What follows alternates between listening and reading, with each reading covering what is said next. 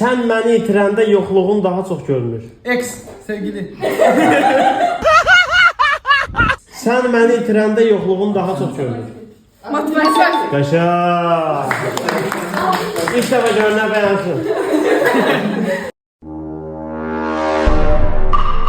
Hər kəs məni dəyişmək istəyir, amma heç kim özündən başlamır. Burun. Enerji. Galaktika. Dünya. Dünya düzdür. Kimdir dünya? Pul xərcləmədən ala biləcəyin, amma itirəndə çox peşman olduğun şey nədir? Adın. Mənliyin, kimliyin, oğlanlığın, şəxsiyyətin. Nə? Sağlamlığı. Düzdür. Hər kəs məni paylaşır, amma çox az adam məni yaşayır. Bağlı həyatı. Ölüm nədir? Xoşbəxtlik. Xoşbəxtlik. Bəli, xoşbəxtlik.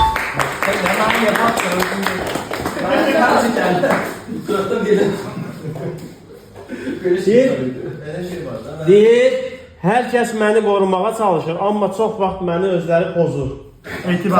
Qəşəng. Hər gün hamının vaxtını alıram, amma heç kim məni görə bilmir. Sağ. Qəşəng, qəşəng, alalım. Axıra qədər qoymadılar, amma alalım.